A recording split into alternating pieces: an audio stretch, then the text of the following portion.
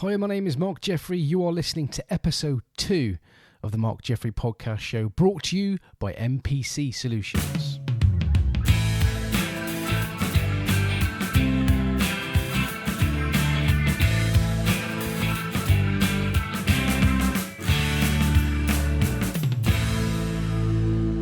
Hello and thank you for joining me on what is now episode 2 of the Mark Jeffrey podcast show, recorded February the 15th, 2017, in the studio on the hill here in Landrake, a podcast of my life through a lens aimed to possibly make you feel that your life is somewhat normal. Coming up on this episode, we'll be talking about the possible restrictions on the music industry here in the Southwest. We also have a guest with us in the studio and music from Christopher Linton, this week's unsigned artist. But first, I'd just like to thank you all at home who tune in to episode 1, my very, very first pilot podcast. After research, 2017, February 2017 was definitely the time for me to dip my feet into the podcasting world. And I'd just like to thank Cliff Ravenscraft, the podcast answer man, for giving me hours and hours of podcasts to listen to gain much needed of advice.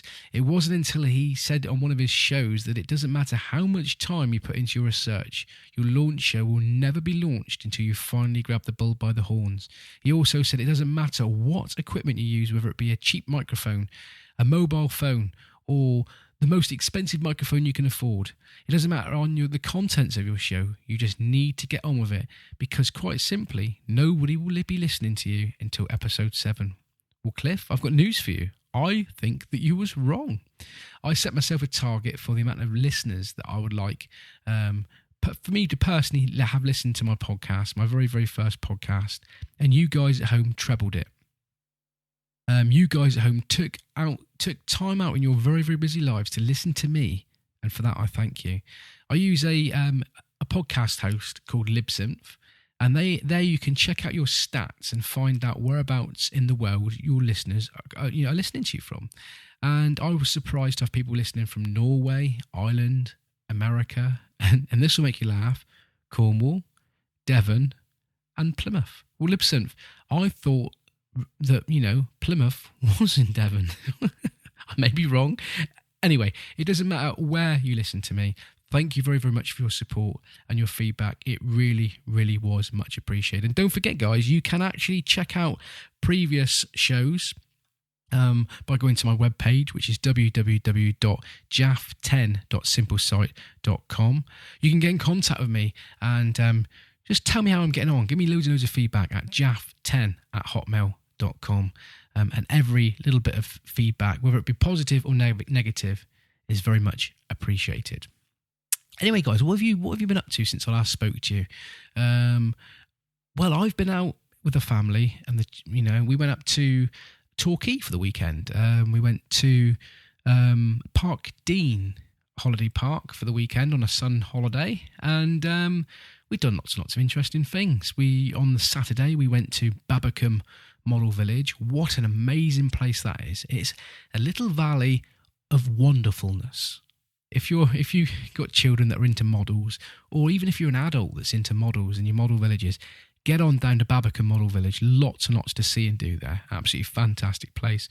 We also went to Peyton Zoo on the Monday that was. My eyes, one of the best zoos in the country. Fantastic zoo. And, knowing me, knowing you, so many things happen when I go on these little excursions. Like Saturday morning, being woken up at 7:30, 8 o'clock to the sound of a fire alarm. So we had to get up with the children in our pyjamas and go outside in the cold for the fire alarm. Then we decided to get ready, get out in the car to find that we had a flat battery, and then it started to snow. So yes, amazing time up at Torquay, but my advice is, if ever you go to Torquay, wrap up cold, because in my experience, it is one of the coldest places in the world. Moving swiftly on. Last week, you may recall me talking to you about my radio career and how it started. Also, I talked about having inspirations and goals for 2017. Well, I'd like to kick off episode 2 with our first interview live in person here in the studio on the hill is Mr. Jonathon Parry.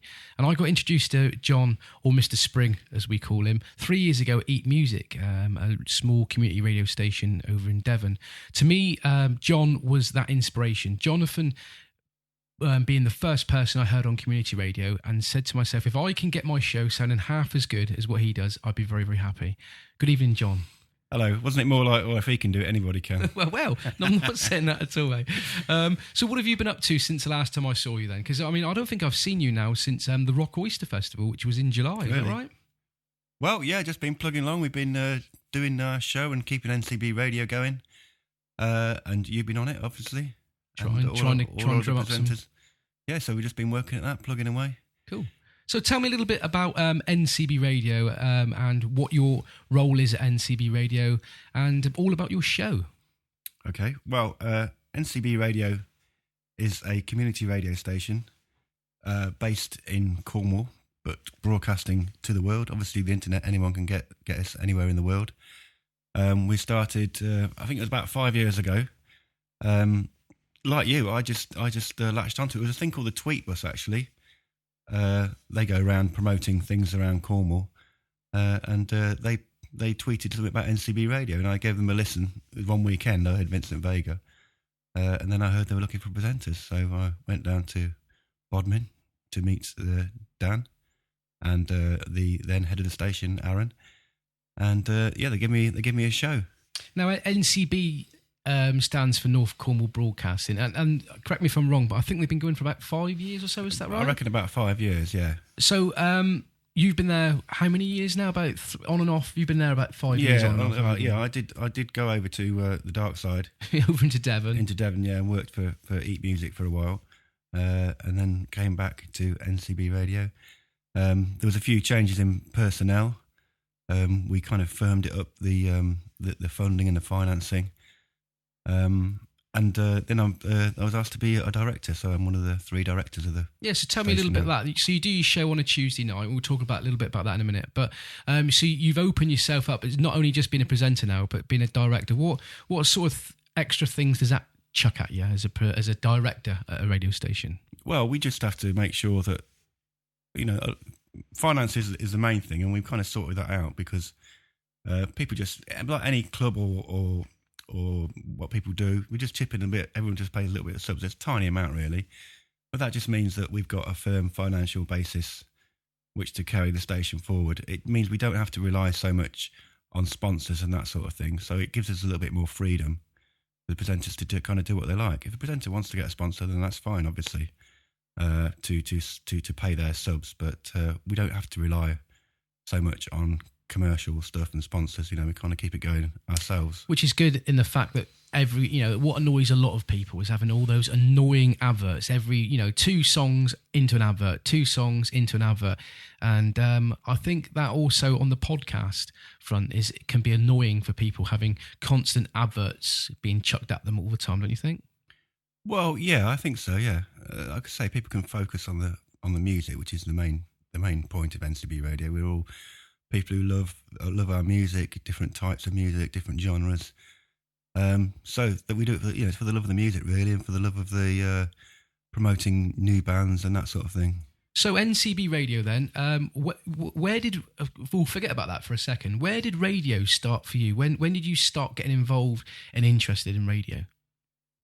I've always loved radio, really. I mean, my mother used to listen to Radio 4, and there was Listen with Mother. That's how old I am. So radio was always on at home. So you go from Radio 4, I suppose, and then when you get a little bit older, you start listening to Radio 1 and start buying your first records and stuff.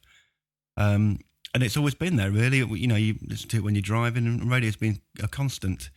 I first, funnily enough, just before NCB Radio come on, I read a book by Phil Jupitus, who wrote a book called, I think it's called Good Morning Nantwich, which is sort of an autobiography, but it's also his life in radio, because he was the first presenter of Six Music, the breakfast presenter.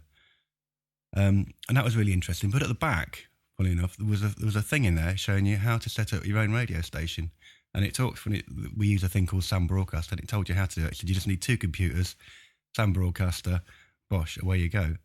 So I was just looking at this, but it was one of those things where I'm going to do that, and you never get around to doing it. Yeah. But then NCB Radio came along, and that was sort of way I could get on air, sort of thing. Now, when I joined NCB, which is over 2 years ago now, you had a station down in Bodmin, and I think it was a little bit of an inspiration from me that I said that I didn't mind joining NCB, but I couldn't get down to Bodmin every week. And I think that was when the people that was in charge decided that it was going to be a good idea if we got rid of the studio and all of us done our shows from home. It really is that easy, isn't it? It really is, yeah. 2 computers and just pay for the airtime and bosh, you're away. You can either do it live, some of our presenters do it live, some of them record it and send it in, basically. But at the moment, everyone's doing it from their home, which cuts down on costs again. They can do it, well, if they're recording, they can do it when they feel like it, obviously. If they're doing it live, they're scheduled in.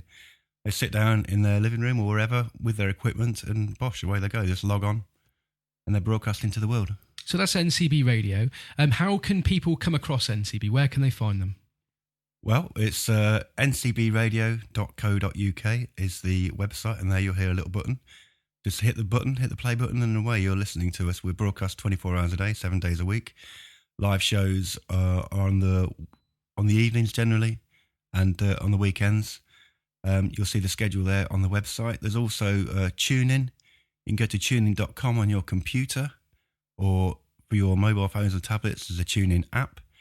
And there's also an NCB app for your mobile phones and tablets, so you can take us anywhere you can go. If you can plug your phone into your radio in your car, you can listen to us on the go as well. On the go. On the go. 24/7, all the time. So that's NCB. We want to talk a little bit about your show now. It goes out on a Tuesday night, am I right? And briefly tell us a little bit about your show and what it's all about.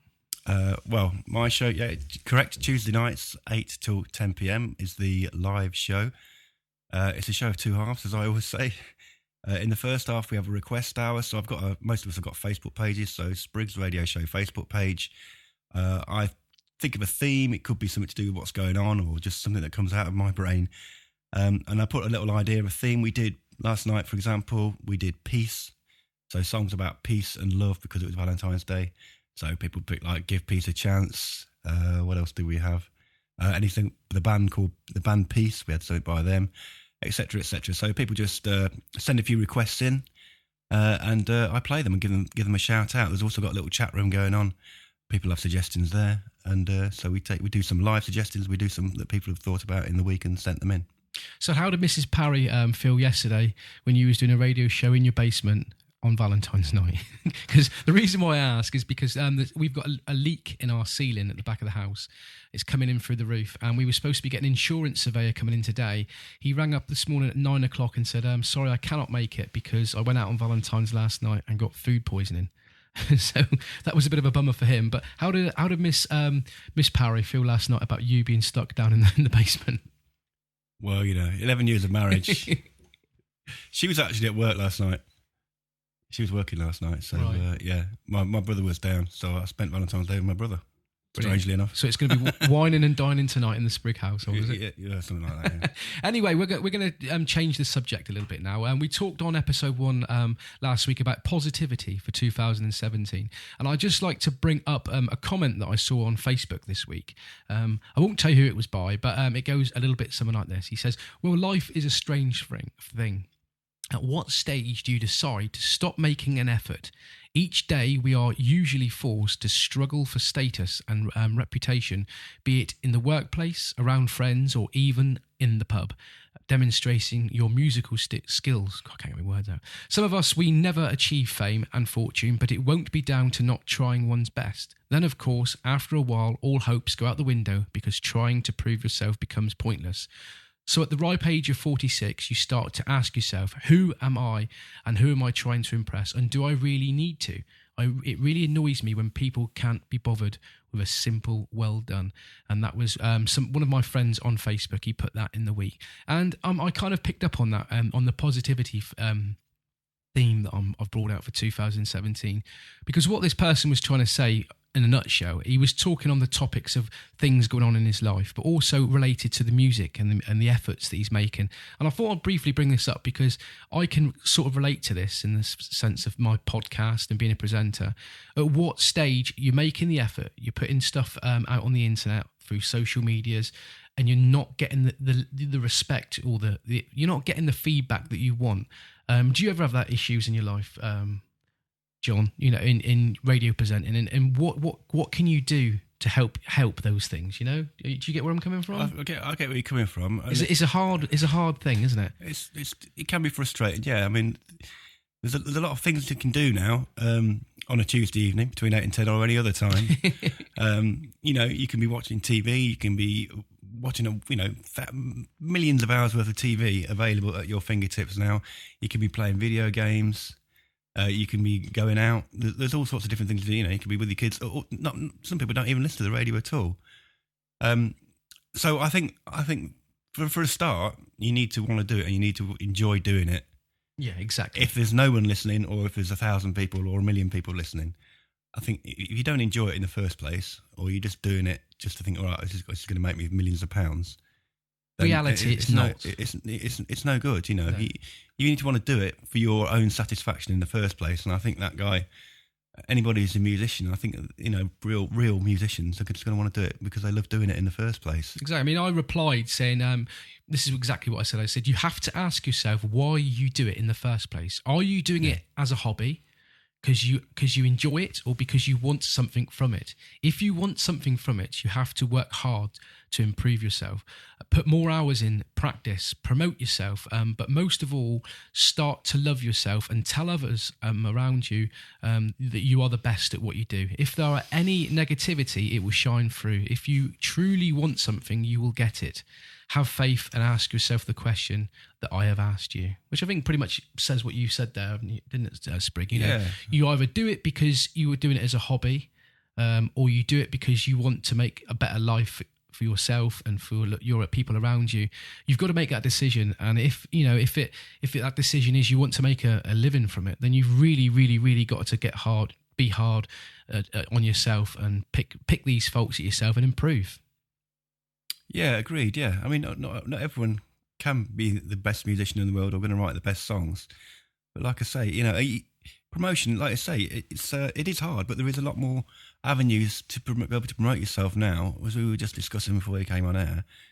You don't need to go into a massive studio now. You can do it at home, with your little home port studio and whatever. You can contact local radio stations. I mean, I'm not sure if Dan is the man who promotes new bands on our show, Thursday Sessions. He will, as long as he thinks it's reasonable, he will play any kind of music that comes in, particularly local music. Prioritise probably Cornwall music in front of other stuff, but he gets stuff from all over the world, which he plays, and they seek him out, and they've sent him MP3s, and he plays them. So yeah, local radio stations, obviously live and whatever. Just keep pushing, and you have to keep pushing yourself, and it can be tedious to keep saying, look at me, look at me, look at me.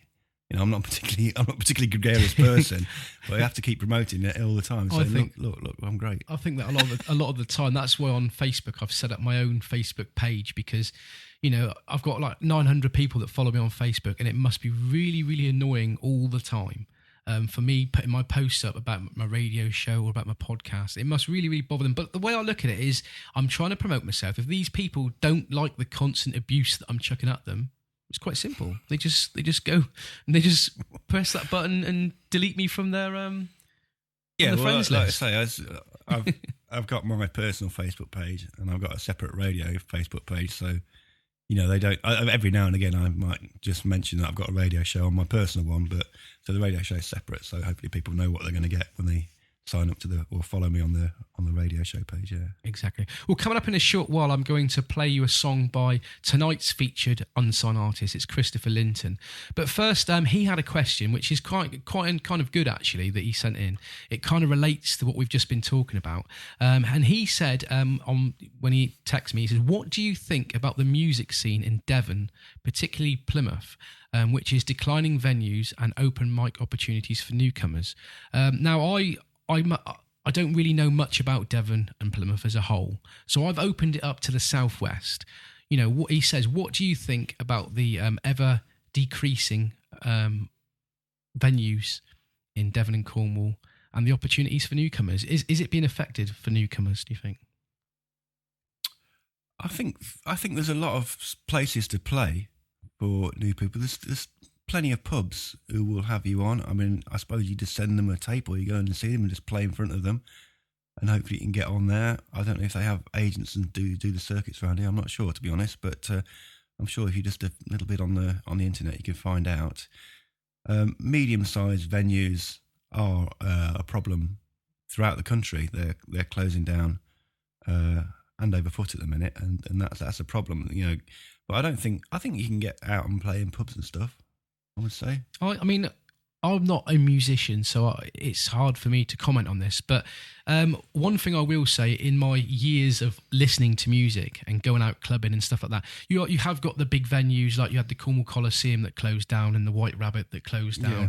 But at the same time, there is a lot of open mic nights that's opening up around all of our pubs to help the pubs out. There's also festivals we talked about earlier on. You know, if you can get into a local festival and you get 200-300 people watching you, getting out there, there is different niches, different ways of being seen in the music in the industry these days, I think, don't you? You mean actually live, or do you mean just get? Well, in all ways, really. I mean, live. First of all, it starts off being live. But once, now you've got things like, all these SoundCloud, and you've got Spotify and all these different ways. Once they've seen you live, I think if you get noticed, and it all boils down to what we were talking about just a minute ago, if you want to do it as a hobby or if you want to do it as a career, there is, in this day and age, I think there is, it is easier to get noticed, but also at the same time, there is so many more people trying to be noticed. Yeah. I mean, that's the payoff, really, isn't it? If it's easy to access, then there's going to be loads of people doing it. Obviously, everyone's getting out there. So what Chris was saying is, in the Southwest, do you think it's harder in the Southwest to get noticed than what it is for the rest of the country? You're from Leicester originally. You go up there quite often. Do you think it's harder to get noticed? Does it lack venues down in the Southwest compared to the rest of the country, or is it a national thing? Is it a struggle now being a musician nationally? I think obviously the industry's changed quite a lot, and probably changed to more of a live thing, because with the streaming services and MP3s and that, you don't make hardly any money from your recordings anymore unless you're a massive band. So really, people putting out music and new music is more like an advert to say, we are here, look at my Facebook page and then come and watch us, spend some money and buy a ticket and come and watch us, really. There are bands down here who do the circuits, who do the festivals every year, and you see them, Land of the Giants, let's say, Haunt the Woods, who are obviously doing very well at the moment. Fantastic group. Freshly Squeezed, who played at the NCB gig in the Garden a couple of years ago, and Tank Slapper we had, Kingston's. I mean, they're all out there.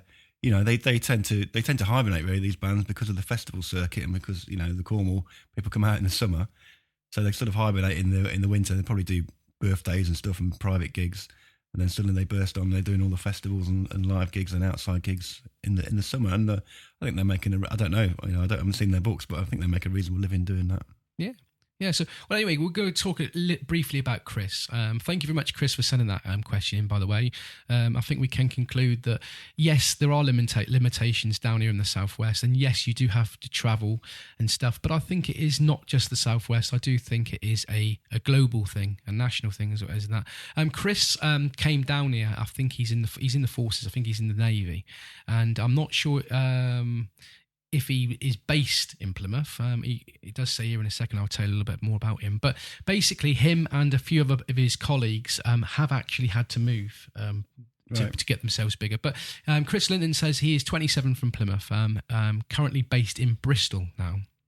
He's a multi-genre artist, sitting with the acoustic folk pop and electric dance markets. He made his first national radio appearance on BBC Radio 6 with his single Fall to the Floor, and has since collaborated with a number of worldwide electronic producers and labels on various releases, including Superhero, Stones, Saviour, all of which have a play accumulation of just over 7 million at the moment across YouTube, Spotify and SoundCloud. This year he plans to break his 10 million stream and release more singles with various labels and gigging through the west of England and beyond, as well as making his debut on BBC Radio 1. He's got a few stats that he chucked at me here. Superhero have done 4.2 million plays on YouTube, Spotify, SoundCloud. Stones, another one of his songs, 1.4 million plays on YouTube, Spotify, SoundCloud. The song Saviour has gone out to 1.2 million plays on YouTube, Spotify, SoundCloud. Spotify listeners, he has 120,000 people. So yes, he's made himself a market. People are listening to him. As you can see, he's obviously got a lot of streaming viewers, but at what stage does he become big, and how does he, get out there? He has to move, and that's what he said. He has to move. So we're going to play a song here now for you, John. It's a song that he has asked me to play, and it's one of his songs that I'm looking on Spotify, and it's got 262,000 views at the moment. So here it is. The song is called Stones.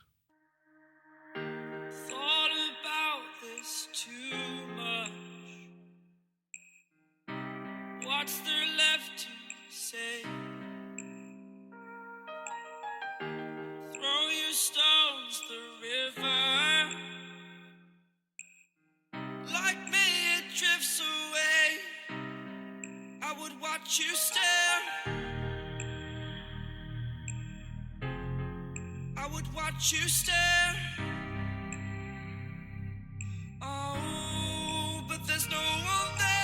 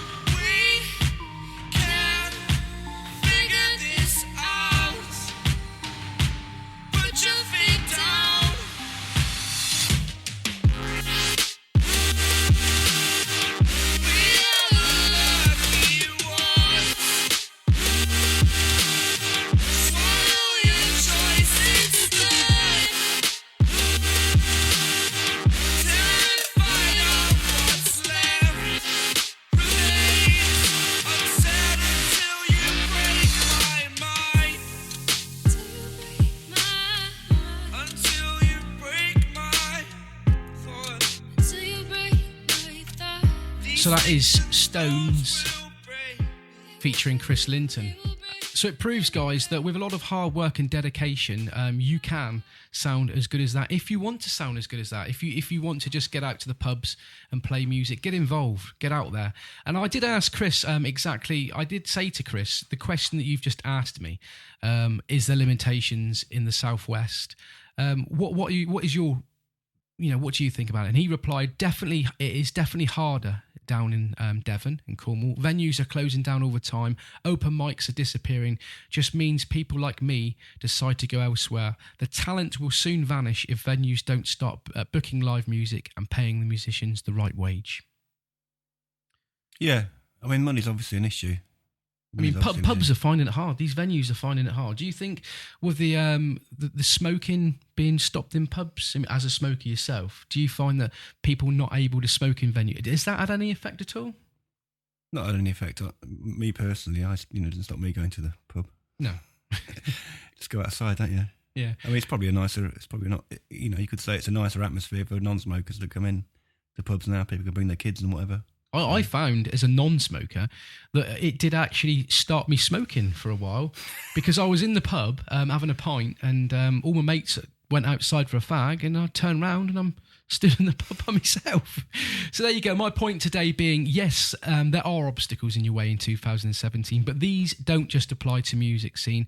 If you want something in life, you really do have to work hard. And remember, life doesn't owe you a thing. You've got to get out there and put in the effort. Thank you very much, John, for getting in the studio today. It's been a pleasure. Thank you very much for asking me. Before you do go, just quickly say a little bit about NCB Radio, what NCB has coming up soon, and how you can get involved with NCB Radio. Right. Well, coming up, this Friday, which is the 13th? No.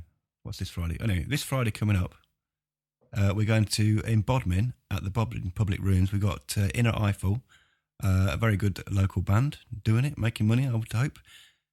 We are promoting them at the Bodmin Public Rooms, along with Vincent Vega, fantastic dance DJ, and Edward Bastard, a fantastic person. So he'll be playing probably some ska music, a bit of dance music, and the wonderful Inner Eiffel will be performing for you. Get down there. I think it's about £6 a ticket, and it'll be a great night. We have been asked once again to lend our weight to the Rock Oyster Festival this year.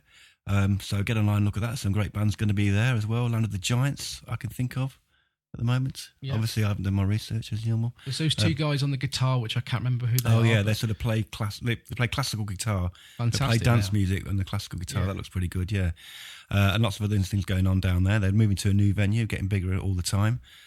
So we'll be there. So come along and see us there. It'll be lovely to see you. We'll be spinning some tunes. And hopefully, fingers crossed, we do an annual sort of charity event down at St. Q, the Gig in the Garden. That's getting bigger and better. We just need to work out how we're going to move on. We need to take it up a phase, so we need to work out how to make it a bigger event. So that's in the planning at the moment. If you are a band and you want to send your stuff in, so just go to NCB Radio website or the Facebook page, and you'll see where you can send it. Just email us an MP3, or just get in touch, just talk to us. We'll be very glad to hear and listen to new musicians. If you want to present a show, the same, get in touch. We're always looking for new presenters. If you've never done it before, we can help you. We can give you the software. You can do it from home. And if you're an experienced presenter, come along, get involved. We love new people. Thank you very much, John. The word for today is positivity. Positive mental attitude. P.M.A. Indeed. P.M.A. Thank you for that, Mr. Spriggs. Anyway, guys, it's about time to wrap it up this way. Thank you very much for joining us on episode 2 of the Mark Jeffrey Podcast Show. Send us your feedback to my email address, jaff10@hotmail.com. Or see you next week, same time, same place. Don't forget to check out back shows at www.jaff10.simplesite.com. I am Mark Jeffrey, and remember, your life might not be as strange as what you think.